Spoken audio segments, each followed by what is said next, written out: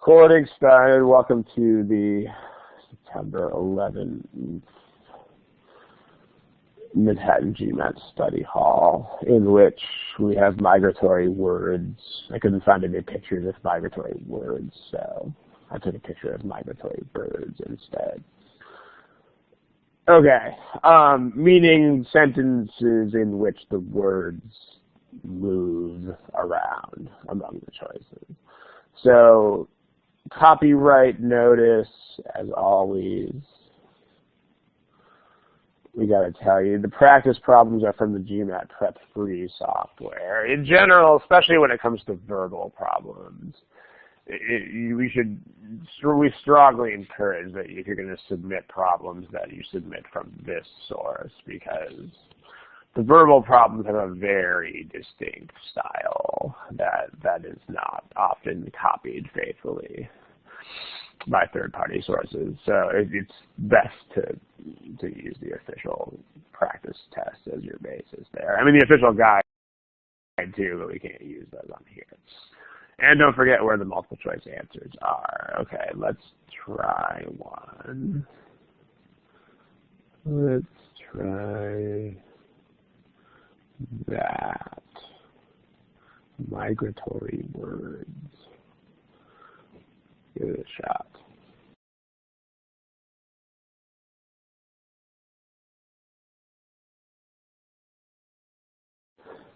Okay, try to wrap this up in the next 20, 30 seconds-ish if you can.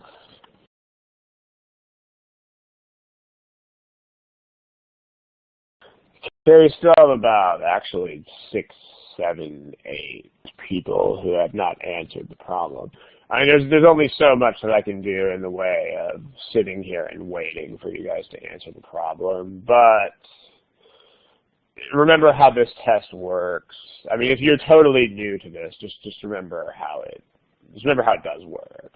I mean, you have to answer all the questions. There's no such thing as not answering a question. It will sit there and wait for you politely until you answer it.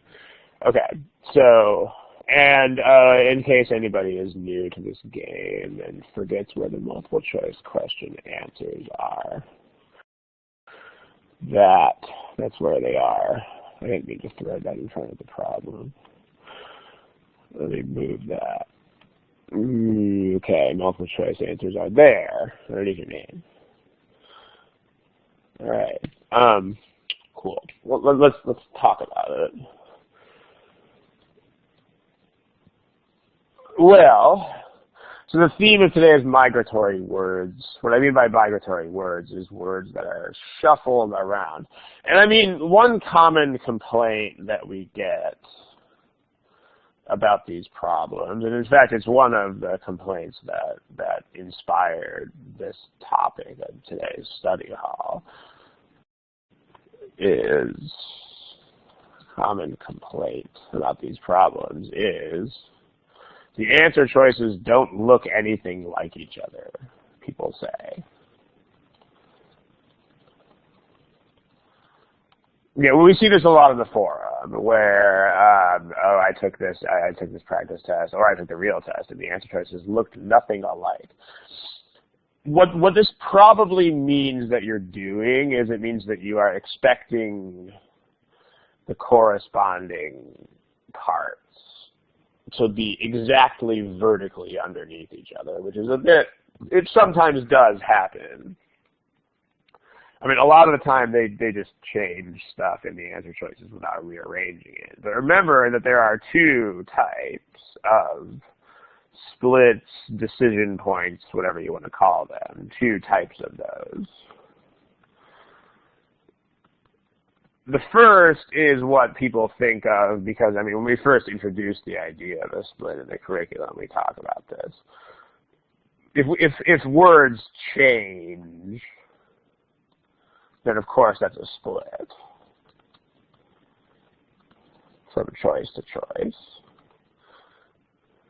But what people don't think about as much as they should is if words move, then that's also a decision point of where do those words go. And that's the theme of today's thingy, is when words move from choice to choice, what exactly should we be thinking about? I mean, the analogy is this. The point, it doesn't really matter where the words are physically located. You just need to find the same ideas. So, for example, if you had an old-fashioned Volkswagen Beetle, the engine of that car is actually in the back of the car. It's in the trunk. Versus the engines of most cars are in the front. Now, if you were going to actually compare a Beetle to a normal car, you would compare the engine against the engine is what you would do. I mean, you would not compare the engine of the Beetle to whatever was in the back of the other car. That would be kind of silly. You'd probably be suitcases or something. It doesn't matter where these things are physically located. It just matters what the function is. You want to compare things with the same idea.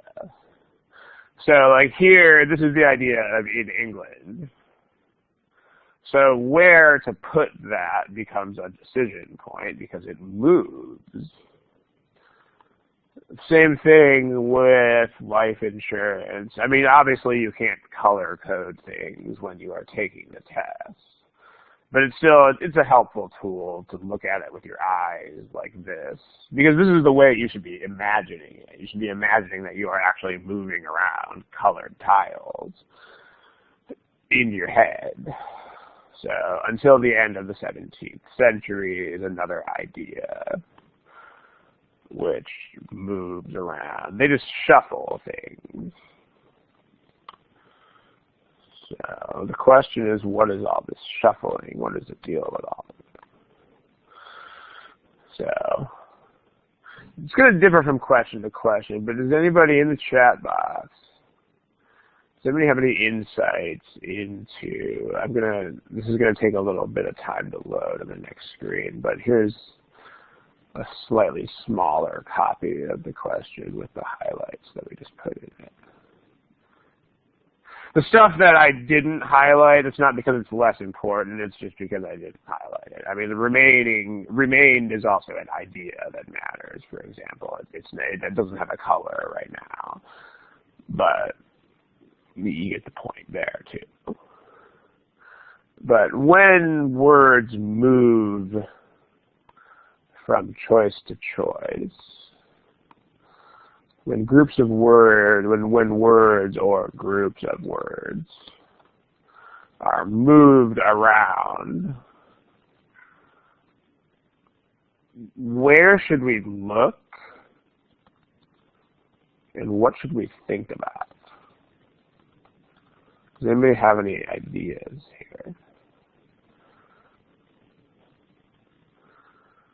Okay, well, Neil, you've just conveniently listed every single thing that sentence correction ever tests. I mean, structure and meaning is everything. That's 100% of all the things. So you got to get more specific than that. But, yeah, Sean, that's a start. I mean, right. The point is you want to look somewhere else. Probably at the stuff that's not in the underline, too. So touching the subject is a bit on the ambitious side. It doesn't always have to literally touch, but the ideas are there, right? Remember that overall this is a test of relationships. Like sentence correction is not about single things. You do have to get the meaning out of the original, but that's something you always do. I mean, that's not special to this whole case of migratory words here. But yes, you should be doing that all the time. So props for that too, of course. But okay.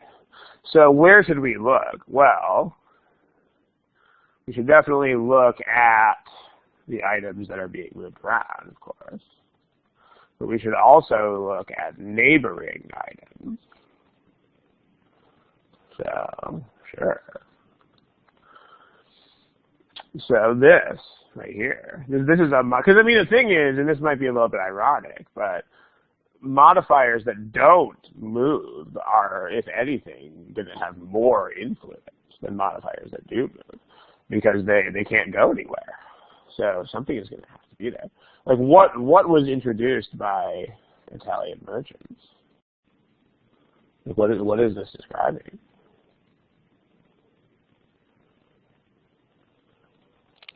It's describing, yeah, because I mean, they brought life insurance. So what we need to have this as close as possible to is life insurance. And remember, when it comes to placement is one of those things that is a beauty contest. It's not, you're not hypothesizing some ideal of perfection. You're just saying, I need to look at these things, and the ones that do it the best I will keep. So placement. I mean, this should be as close as possible to life insurance, because that's what it describes. And you're keyed into that whole idea because there's going to be things that are closer and farther, because that's the whole point of migratory words, is you move things closer to or farther from something. So that's enough right there to get rid of the A and B and C. So there it is.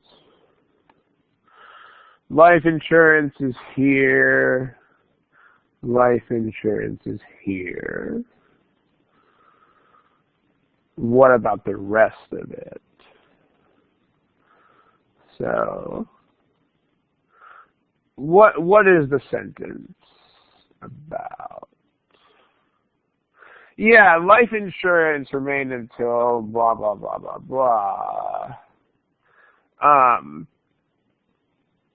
Right.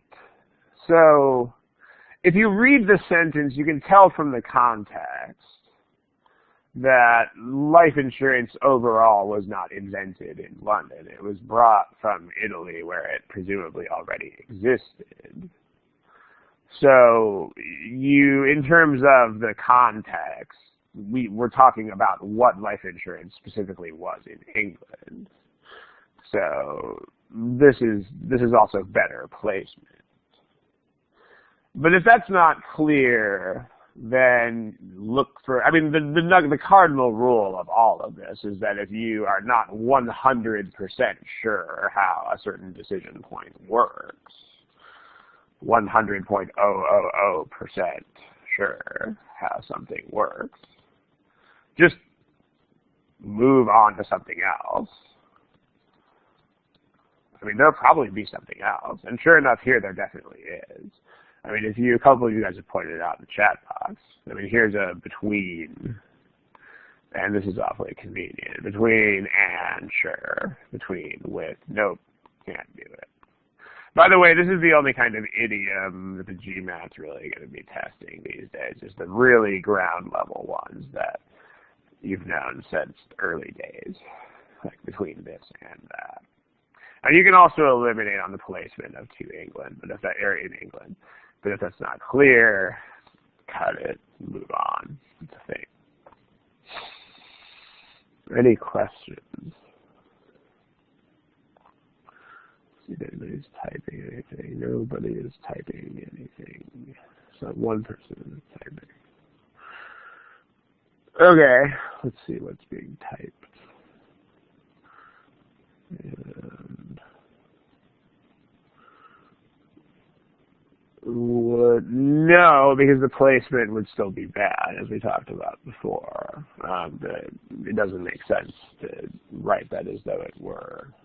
The placement of England doesn't make any sense in that choice either. So,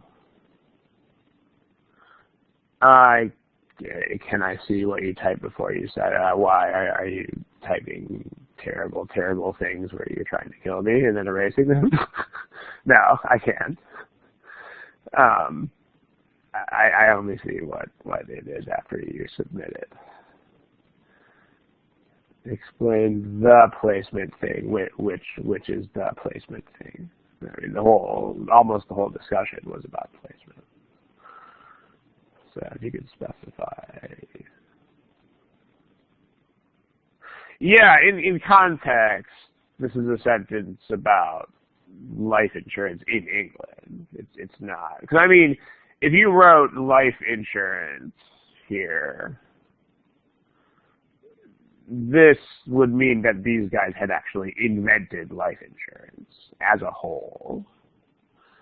And if you read the context of the sentence, it's not what they're doing. They're saying that they brought in an already existing idea of life insurance, but that the version of life insurance that existed in England had a super specific form, that it was this weird kind of contract, as opposed to being a more general sense of, the whole point of calling it a specialized contract is that it was much more restricted than other life insurance. So again, if it's not clear, there's no reason to dwell on it. They gave you this other gift here, so it's all good.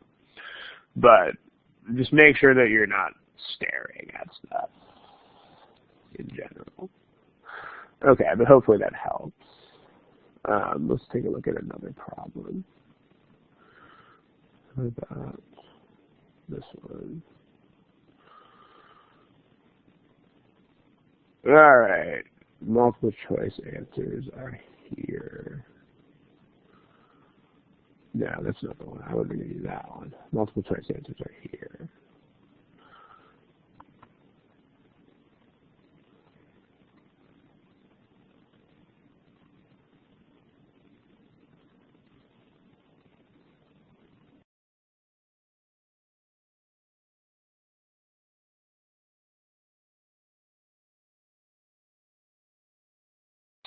Okay, it's a little bit longer, which means, it's all right to spend a little bit more time on it. But if you are spending more than the normal allotment of time, just make sure that you have goals. Like, make sure you are still looking for something when you are looking at the words, and not just scanning them sort of aimlessly.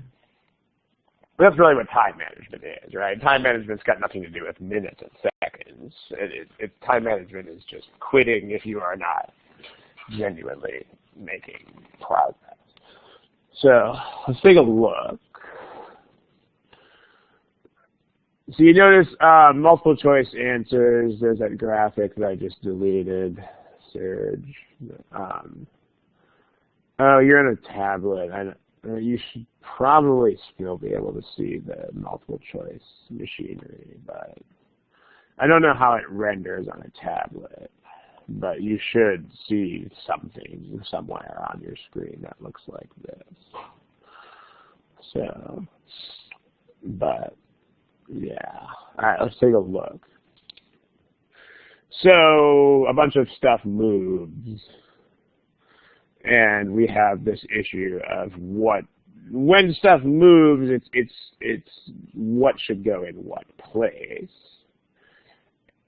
One place where you should pay particular attention when stuff moves around is the beginning and end of the underline.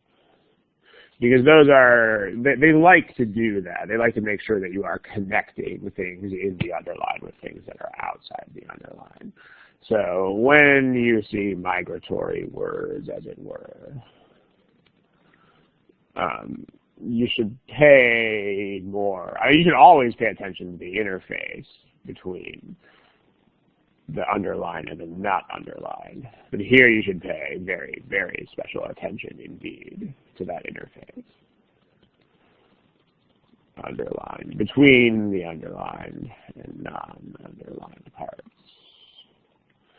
Because they're probably, not always, but the connections are usually going to involve.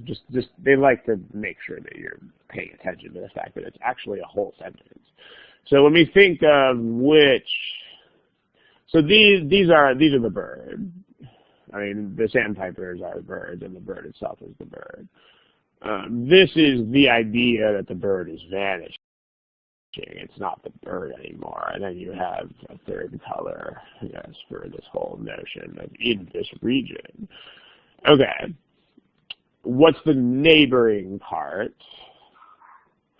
Well, the neighboring part is this modifier about like the blah, blah, blah, blah, blah, blah. So let's just make sure, let's just back up and make sure that we're approaching this in the right way here. It's blank screen.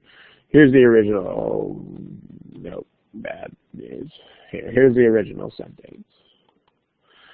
What is step one of this whole process? It's sort of Kristen actually said it like 15 minutes ago, but what should always be the first step of any sentence correction problem ever? The first step should be what? The first step should not be subject-verb. The first step should be read the original sentence and understand what the heck it is trying to say. If you're looking at subject-verb stuff, then in 90% of problems, you're wasting your time because they only take that about 10%. They only test it 10% of the time. Splits are also not first because you don't know, you would not understand how to resolve the splits if you didn't know what the sentence means. So just remember this. I mean, it's kind of weird how few people realize this as much as they should. My microphone wire just came out. I don't know if you heard the last thing I said. I mean, a lot fewer people recognize this than I would expect. But there's no such thing as thinking about grammar alone. That's not a thing.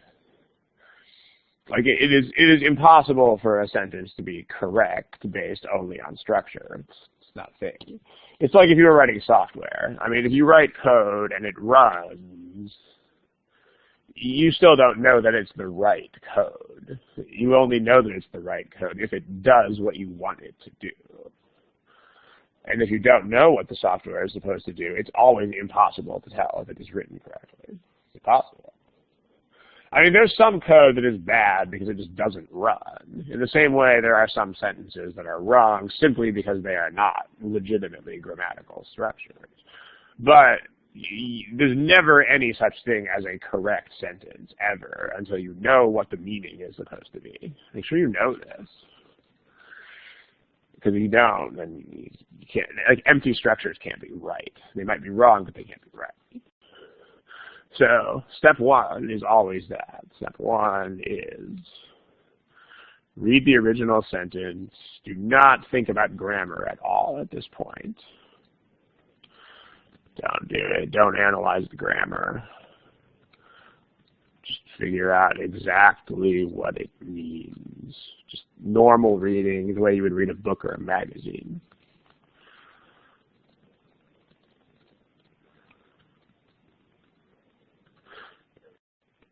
But normal reading is pretty demanding. I mean, this sounds like it's some lax thing at first, but it's not really. Like when you read something in a normal book or magazine, you absolutely will know what every single word is doing there. So any major relationships between the ideas in the sentence, you'll get them. And why all the words are there. Function of each word or group of words. Okay, so like here, and this we have like a bunch of stuff, comma, a bunch of other stuff. So like when you first encounter this, you should be thinking about what it means and only about what it means at first. So let's just talk about what we're doing when we make a sentence that looks like this. Because you can't change the like part, so you might as well start thinking about it. Like, here. Blah, blah, blah, blah, blah, blah, blah, blah. Okay, here's what sentences look like when they have like in them. This is some sort of noun. This is some other noun. And then this is some action. But what is, how does this work? Like these are the part that most of you guys are gonna seize on right away here is that these two nouns are the things that are supposed to be like each other. But it's more than just that. Like when you read a sentence like this, you're not just relating those purple things. Who does this action when you have a sentence that looks like this? Like if I write, I don't know, like my brother, I like stupid jokes. Who likes stupid jokes? according to that sentence. Who does? Who likes the stupid joke? Ah, we both do. So I mean, just if you're thinking about this the way you should be thinking about this, just think what a wealth of information you have right now. Because you know, even if you're confused, I mean, people get confused by this sentence at first because the comparison is not, I guess, for lack of a better word, it's not a traditional comparison. Like you're not comparing grassy fields to meadows or deserts or some other land area thing. Like it's a more, you know, poetic comparison, so to speak. But like in this sentence, because it's just from seeing that it starts with the word like,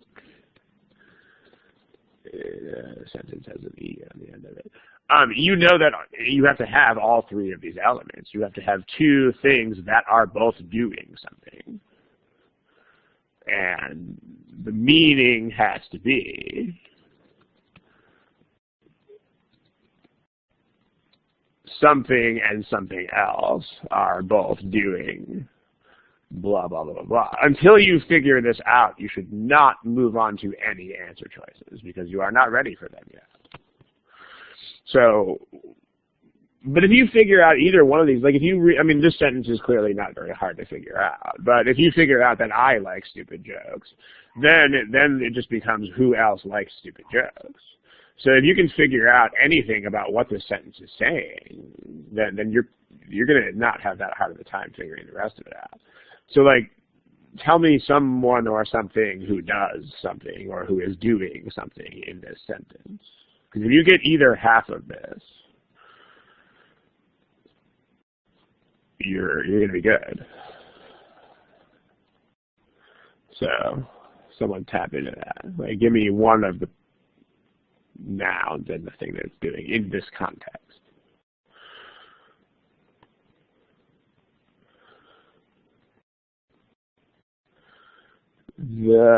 What are those things doing?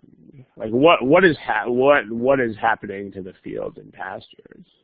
They're going away. Aha, there it is, right? So because okay, like you know that this is the fields and pastures. You know that it is because it's not underlined. So fields and pastures has to be the first of these things.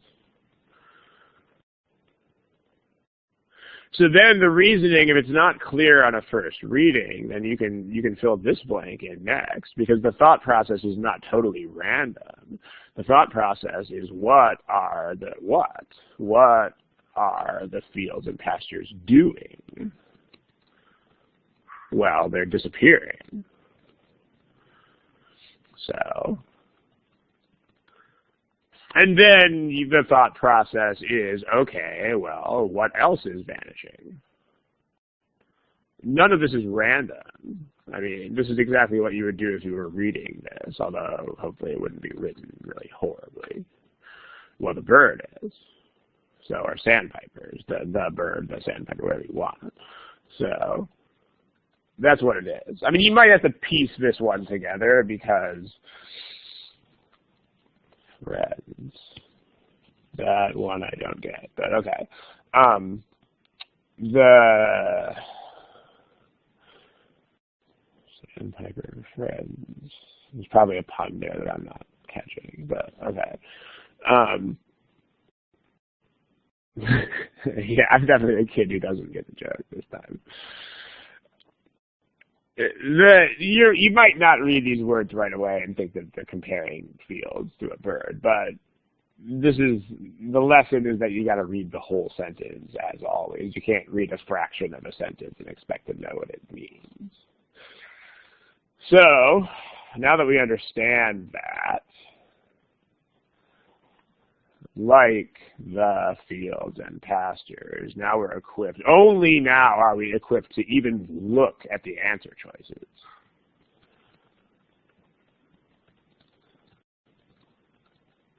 I mean, you know, that's a lot of legwork here, but you got to do it.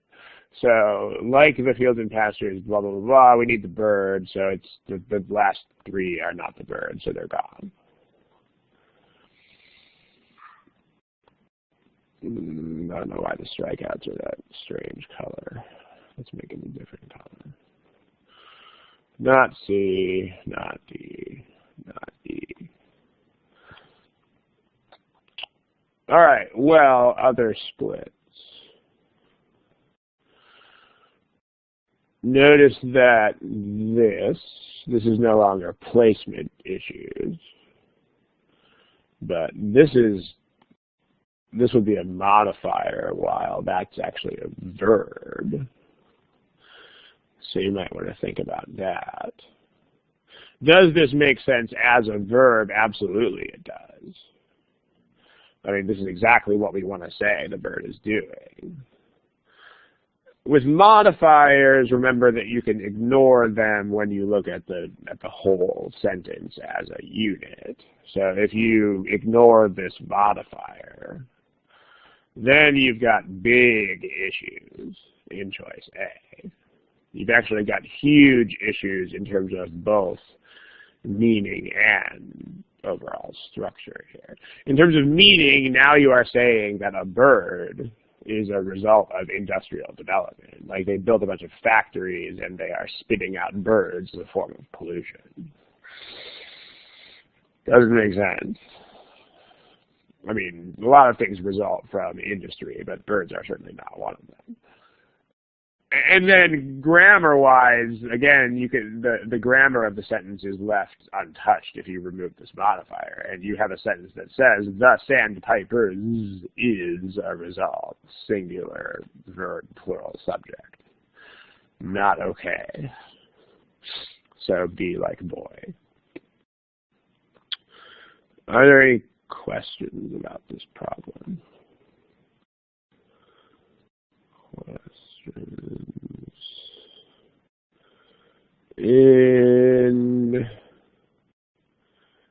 Yeah, the 2 and 2 in choice D are those would be parallel. If you got that far with that choice, those would be fine.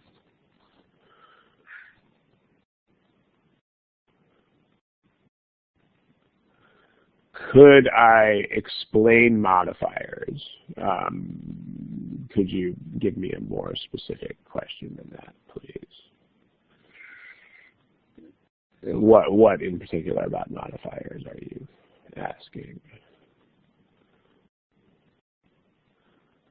What about plural agreement? There's no such thing as plural agreement. So that's not a thing. You just have to think about what the sentence means. I mean, the only time this is a concept, let me go ahead and just make this another screen. I mean, remember that decisions about whether nouns are singular or plural are not going to be mechanical decisions. I mean, verbs, yeah, like whether verbs are singular or plural depends on the noun, but whether nouns are singular or plural is almost never a mechanical decision. I mean, it's almost always meaning. So, I mean, there's not really a such thing as this, unless you have a context that would clearly demand it. So, I mean, if context demands this, it's a thing. If not, it's not. For example, I don't know, let me just make up something. If I say, my 3 kids want to be a professional athlete when they grow up. Well, that's bad, unless one of them wants to be the head, and one of them wants to be the torso, and one of them wants to be the legs. Otherwise, that doesn't make any sense. So, because 3 kids have to grow up to be 3 athletes, and that would have to be plural. So this would have to be my 3 kids want to be professional athletes, plural. Yeah, this makes sense. Okay, but on the other hand, if you have something that makes sense with plural and singular, then that works. Like my 3 kids want to be, I don't know how many people are on a beach volleyball team, but let's say that there are 3. So my 3 kids want to be a beach volleyball team when they grow up. Well, that's fine. Because now 3 people can be one team. So this would work. So in terms of nouns, this is kind of a non-thing. I mean, you just want to think about the nouns in context and think about whether it makes sense. So, Alessandro, no. If you have something like this, it is impossible that this is a noun. If I have the pictures hanging on the wall, then it's a modifier. Okay, I think I see what you're asking about. If this were like the Sandpiper's apostrophe vanishing or the Sandpiper apostrophe S vanishing. But nope, that's not how they wrote it. When you have a noun that's directly followed by an ing, the ing is a modifier of that noun. Okay. Let's see other things. Right. Yeah. Okay, any other questions about this problem?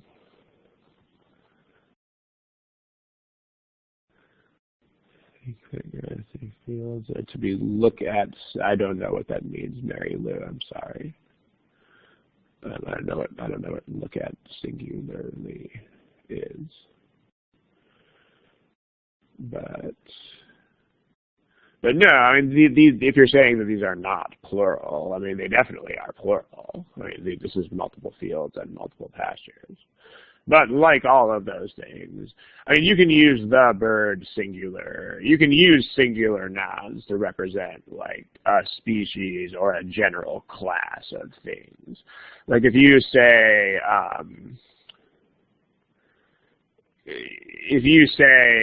the foot race has always been a form of human competition, that's like all possible foot races, but we still say the foot race, singular. I mean, but yeah, I think you have the right idea, but singular and plural is a purely grammatical thing. I mean, that's there's no such thing as look at something as a singular. I mean, if it's a plural, it's a plural, and that's what it is. But it can make sense to compare singulars and plurals. Sure, of course it can. Yeah, like all the other kids in the class, comma, Chris likes pizza. That makes sense. So, all right. But when you're thinking about singular versus plural, there's nothing subjective about that. It's a grammatical construct. But I think the ideas are there. So we should probably move on to another question. Sam, you probably shouldn't edit B. Don't edit sentences written by GMAT.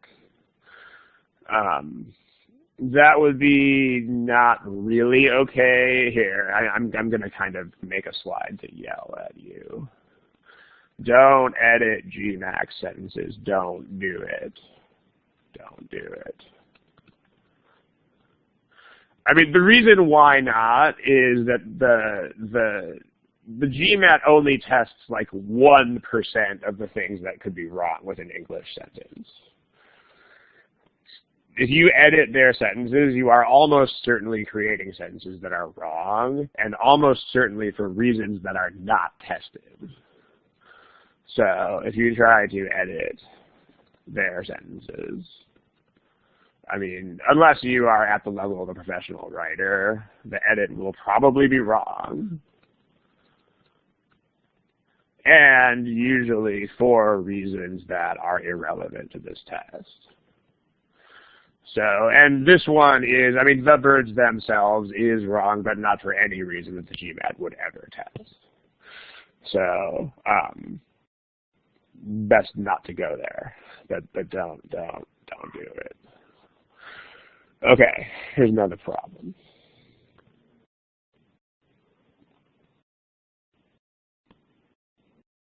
Go for it.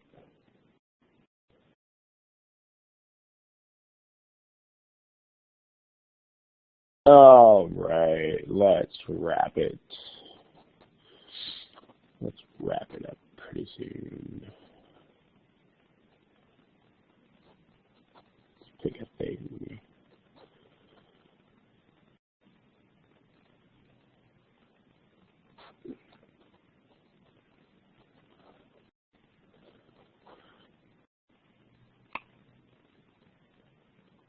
So when it comes to things that move around, we've noticed, like, I mean, some of the takeaways that you get from these things, you can kind of flip around and transform them into other takeaways that are more lessons.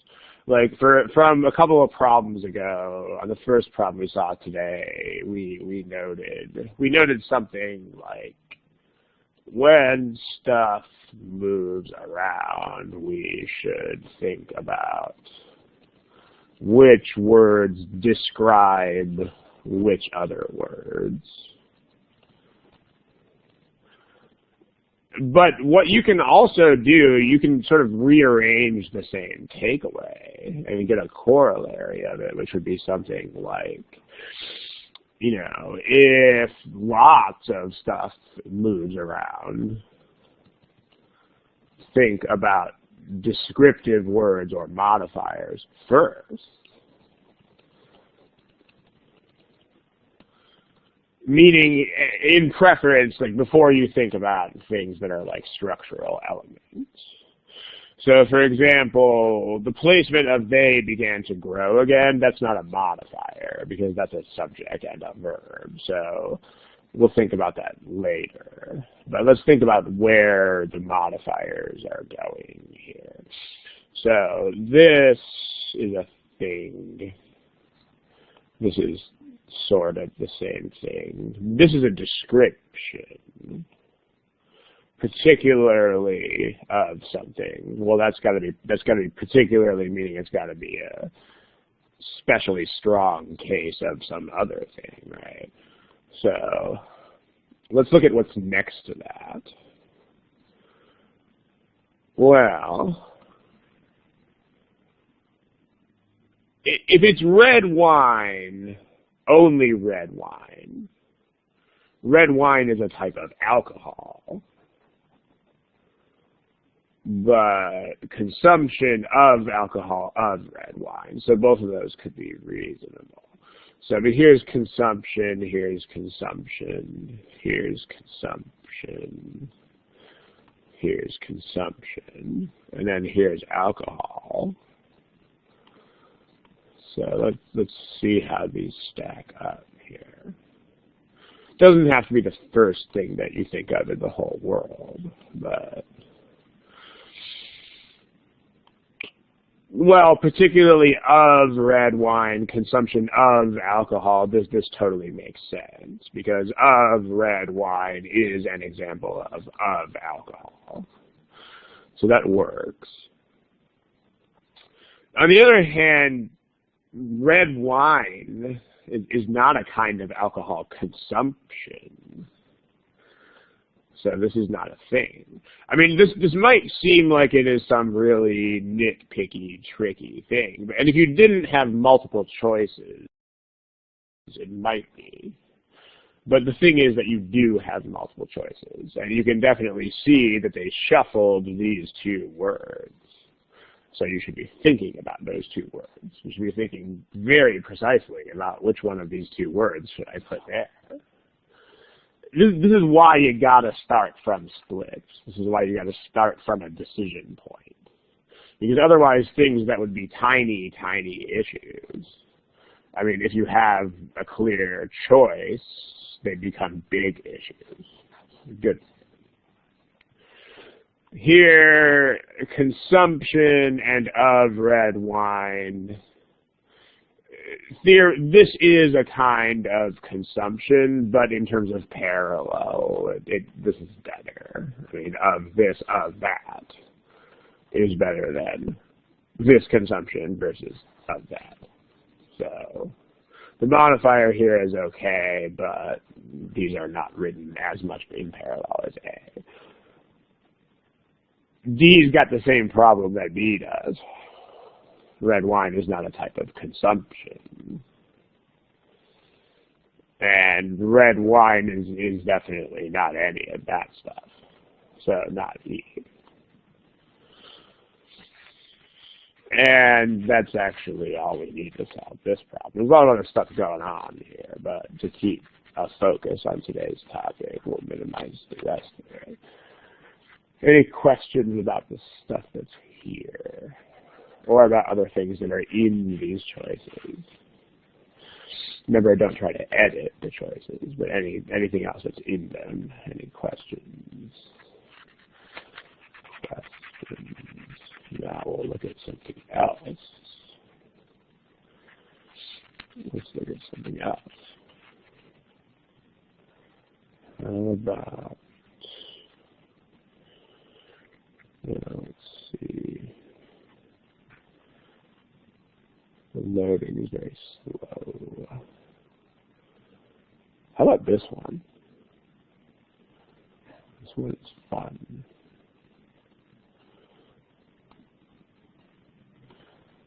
Go for it.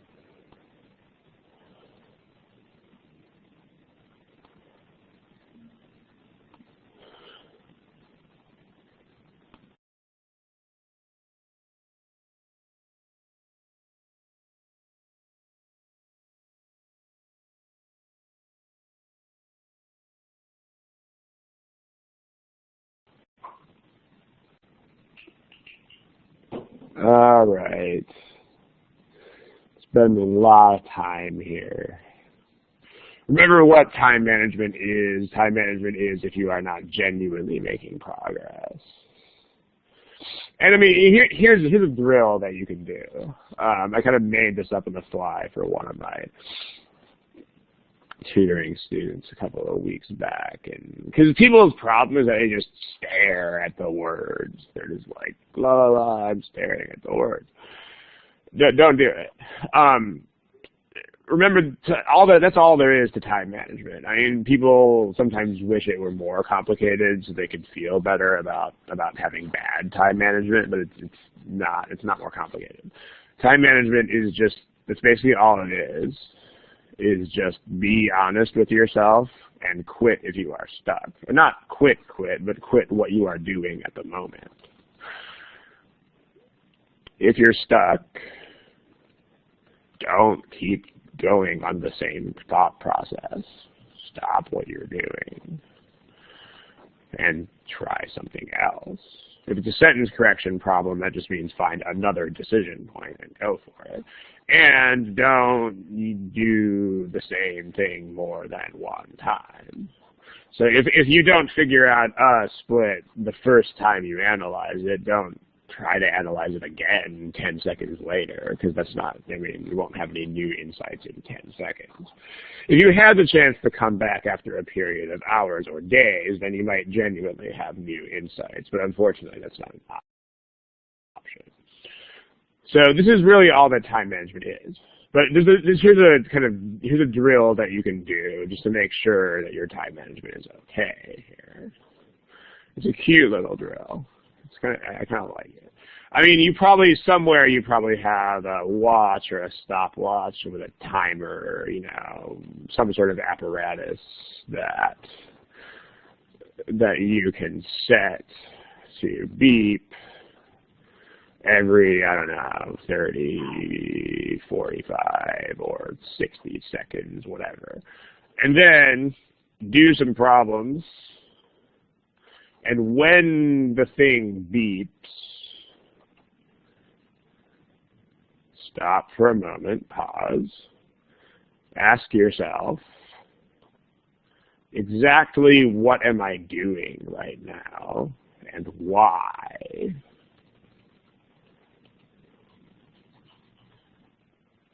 And I mean, there should be an answer to this. If there is not a definite answer to this, that is bad time management.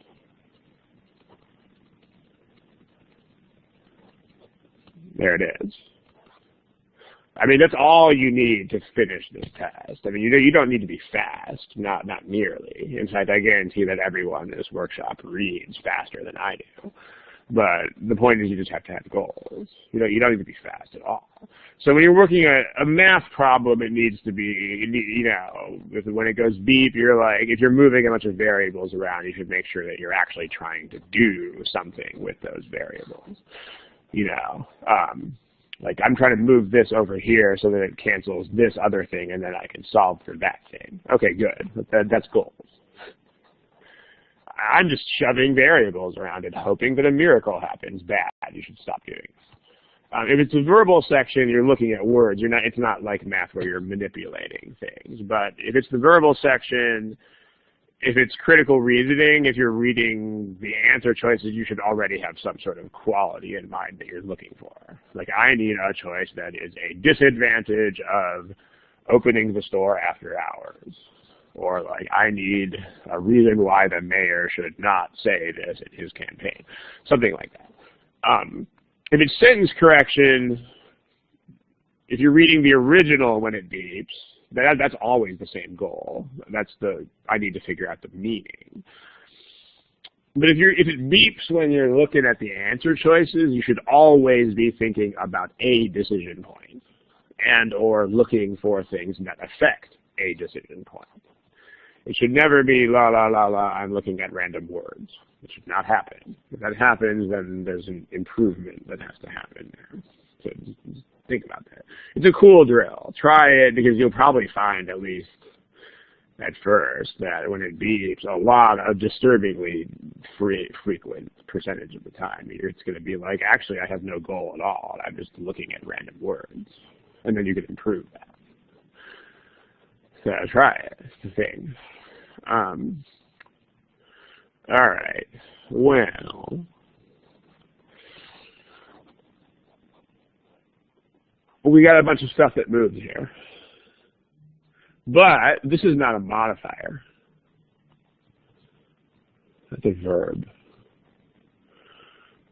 So what's the issue?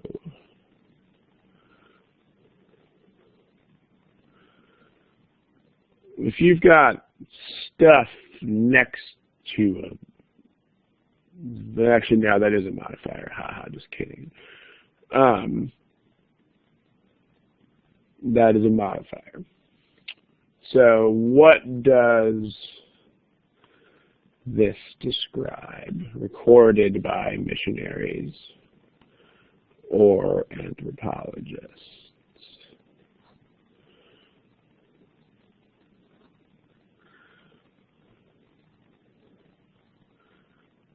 It describes narratives, yeah.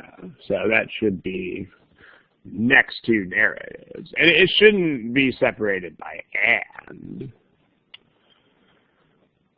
because it's not two separate things. It's not this and separately that.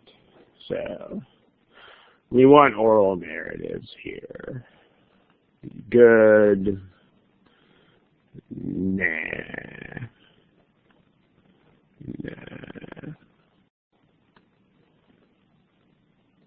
This, good. Because the and is not, you want the modifier to be on the thing it's modifying. But the other thing, there's also a meaning problem here too, because solely means that they only thought of it as one thing. It doesn't make any sense to write they thought of it solely as X and Y, because then that would be two things, and then it wouldn't be solely anymore. So solely is, like, only could be in front of two or three or four things, but not solely. Solely is in front of one single thing. That's the point of using the word solely instead of only. One single thing they thought of it as and nothing more. So not B and C. All right.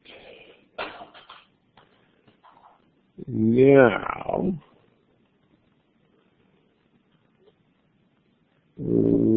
some people are typing.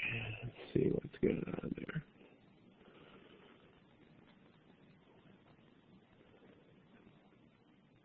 Yeah, you can have only. I mean, only is pretty flexible. Not only can only can appear in front of multiple things, but also, you know, like I don't know, all of the trucks were gone from the parking lot, and only vans and cars remained. You could do that. So, yeah. B has no verb. Yeah, it doesn't, but remember that's not where we are right now. Right now we're thinking about that decision point that is purple. So that's a thing. Well, let's talk about that now. So if you look at the structures of these things,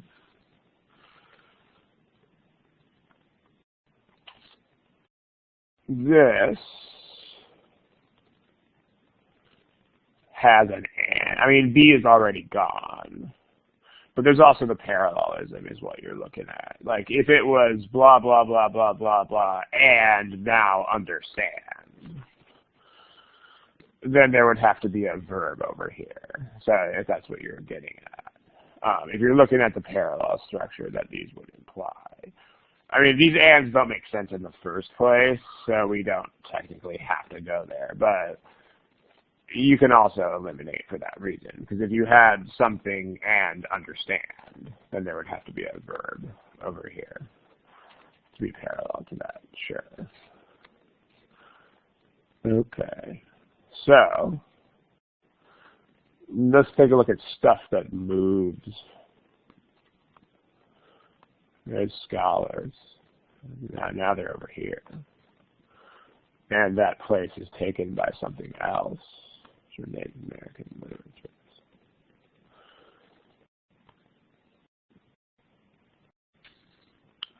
Well, how do we decide?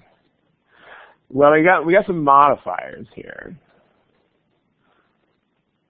That whole thing is a modifier. So that leaves us with scholars understand. That makes sense. That these are the people who understand things in this way.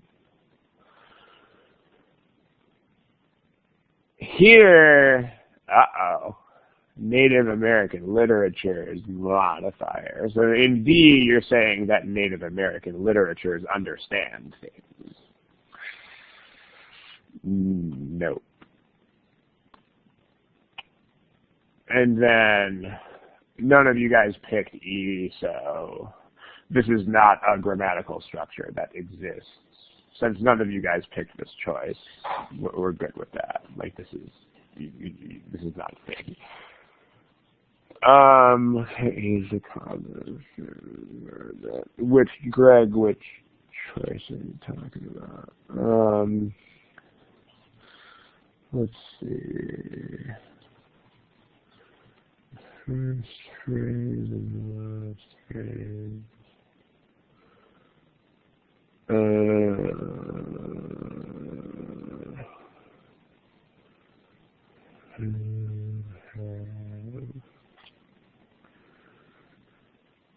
Okay, I see what you're saying. Yeah, they don't generally test the placement of punctuation. If you split the sentence up that way, then you would have bigger problems than that.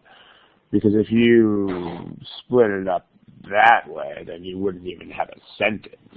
You would just have Native American literatures and then this modifier. So if you looked at it that way, you could dispose of that pretty quickly, either the way that you're doing it or the way that just by realizing that it's not a sentence. So, sure. Okay. So we got A, yeah, E is, yeah, so this is definitely A, like alligator. Any other questions, feel free. Let's try to get another one here. Let's see. How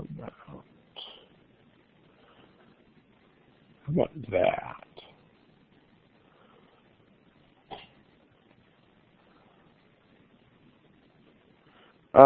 Okay, so maybe we'll look at that. I'll go back to that slide later and look at that issue towards the end.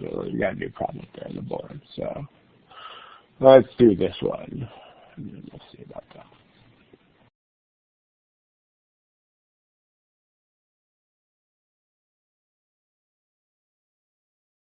All right, let's pick a thing that is a thing.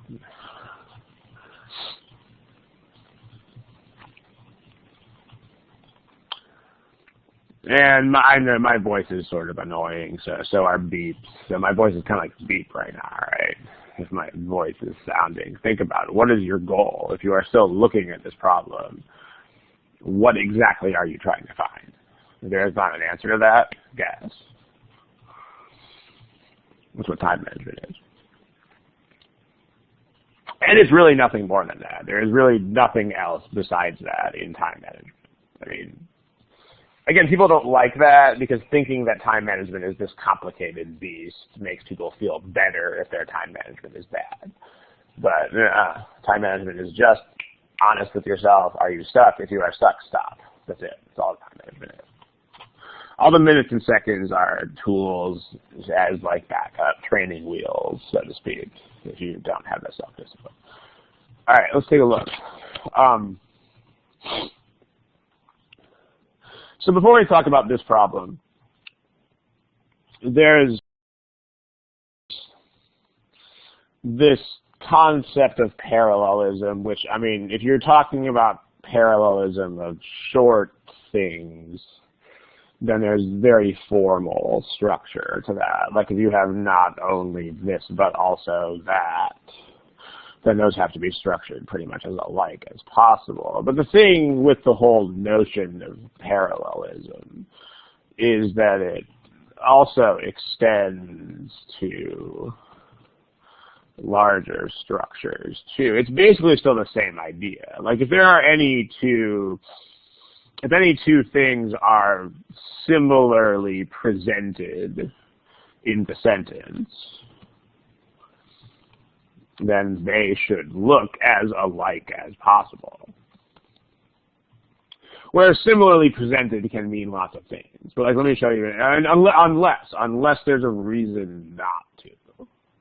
Like unless context actually dictates that there is some kind of contrast. So unless there is a really good reason in context to do otherwise. So let me show you an example of what I'm talking about. Like here are 4 sentences. If you return your library books late, you will accrue fines. That's one sentence. If you return your library books late, fines will be accrued. Or if your library books are returned late,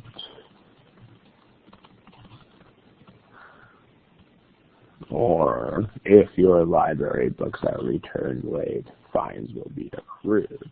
So, I mean, technically, the parallelism in the more formal sense is not really an issue here because this is 2 complete sentences connected by if.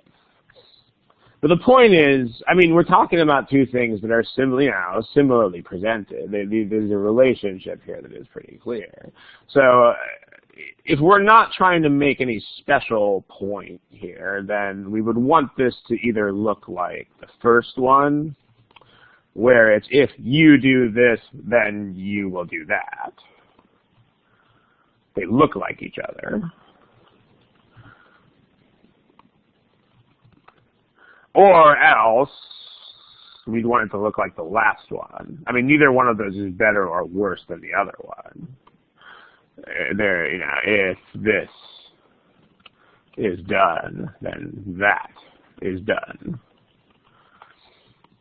So basically, if you're not trying to make if there's no special emphasis here, then the first and last are better. However, if you were specifically trying to make the point that, hey, you library card holder, you are going to accrue fines even if someone else brings back your books, then you would say something like number 3. Because then you would be specifically trying to make that point. Like, if your library books are returned late, I don't even care who returns them, which is why this is passive. It's returned by anybody at all. Then you personally will be responsible for the fines. Then this is the point, right? So because there's a contrast there, like if you actually are trying to point that out and emphasize it, then there's a reason to do number 3. So like you're saying, if anyone does this, then you are still on the hook.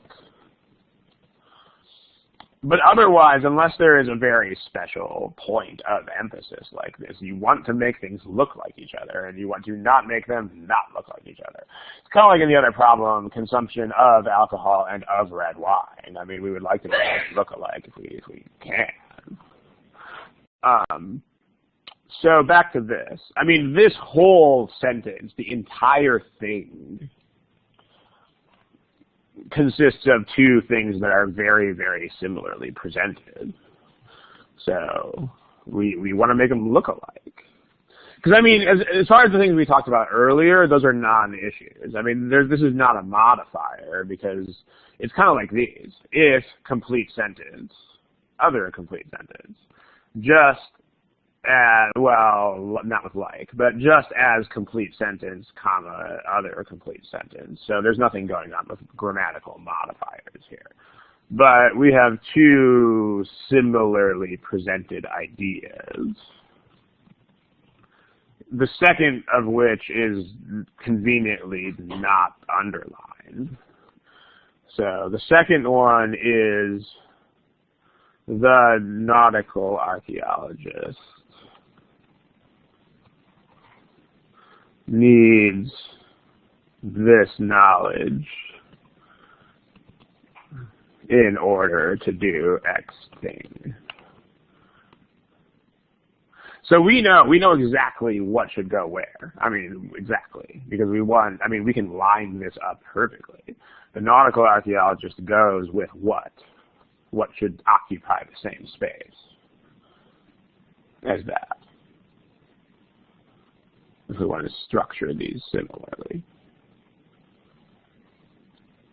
What in the first half, in the underlined part, which thing? Yeah, the regular archaeologist, the one who's not a nautical archaeologist. That. Okay. And then the knowledge goes, that compares to what in the first part? Knowledge of ship design goes with not evaluating. That doesn't go with this. Because this is the expertise that the person needs. Evaluating is not the expertise. Evaluating is what they do with it. Yeah, this goes with the background in art history. Like this is, each of these is a specific type of education that the person needs. And then what they do with it is the last part of this. Like this is what they use it for. And this is what the other archaeologist uses it for. So we want to pick the one that does this. So it should be the archaeologist needs this background in order to evaluate finds of art. I mean, we can we can actually, for once, we can predict verbatim what this is going to look like. So, an archaeologist needs a background in art history to evaluate finds of ancient art. Winner. Boom. The problem with B, I mean, the things in B are in the right order, but decision point, that's not a verb, and that's a verb. Okay, not the focus of today, but if you see a decision point between something that is a verb and something that isn't a verb, you should be thinking about the entire structure of the whole sentence. There are several study halls on that. Their overall sentence structure, I think, is the heading that they're on there, but you can search the page for that. But if you see verb versus non-verb, so this is always going to call on the structure of the entire sentence. So,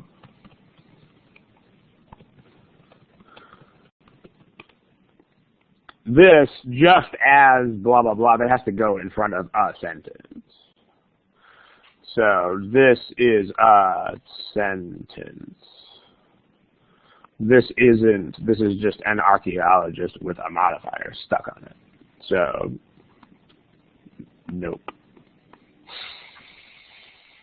Yeah, I mean, well, when you say incorrectly, it's from a mechanical standpoint, they stuck it in front of a noun. Like, if you put like where the word as is here, then it would be mechanically wrong, because you can't put like in front of a sentence.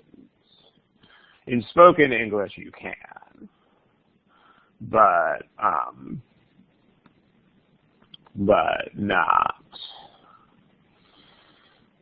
not in written English.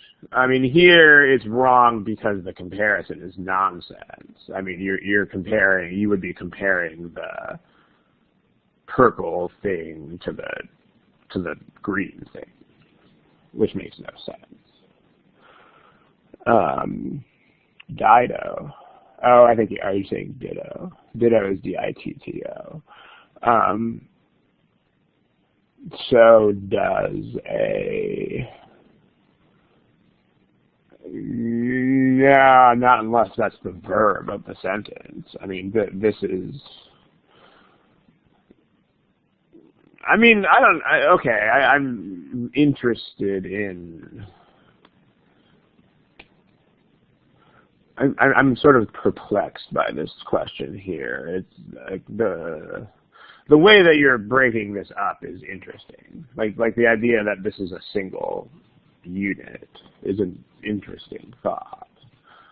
But that's not the right way to break that up. It's just as complete sentence, comma, so other complete sentence, where these sentences describe similar things like those do.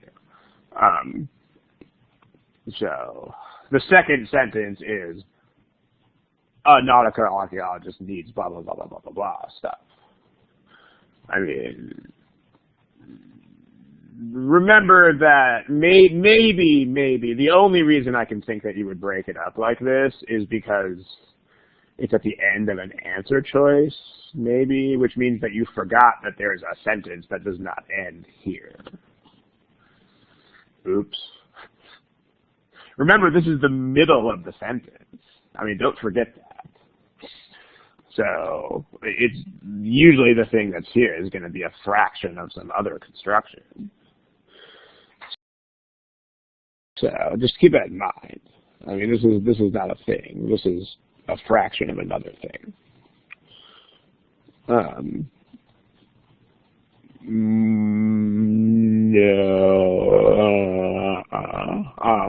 You would only have the does if that was the verb. Like if you, I mean, I could make simpler examples that do that. I mean, that would be a pretty esoteric construction. I'm thinking you must have seen a sentence constructed like that and mistakenly thought that was part of an idiom or something. But let me unless does is the verb of that sentence, then no. So like if you, I don't know, let's say,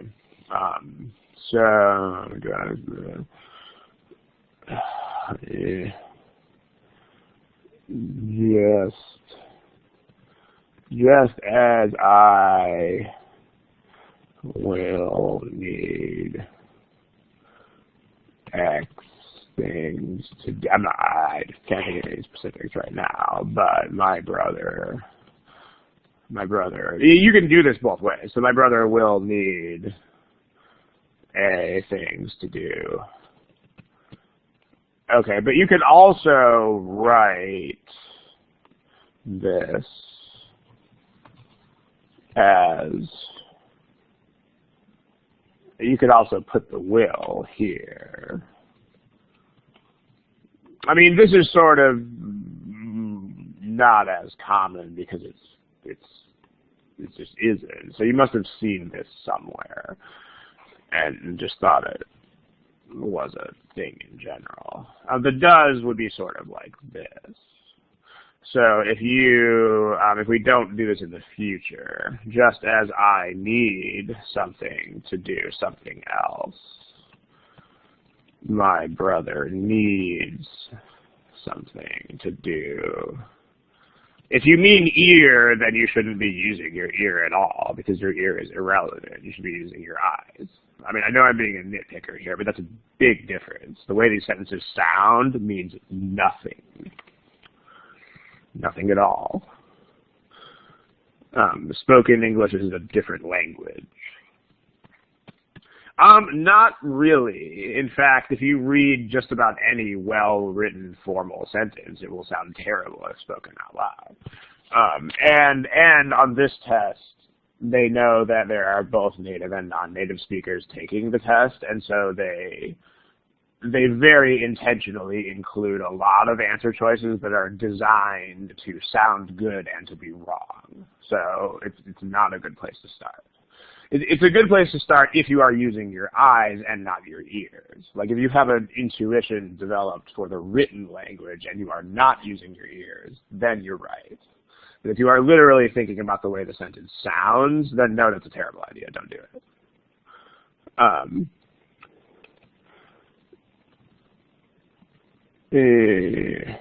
Okay.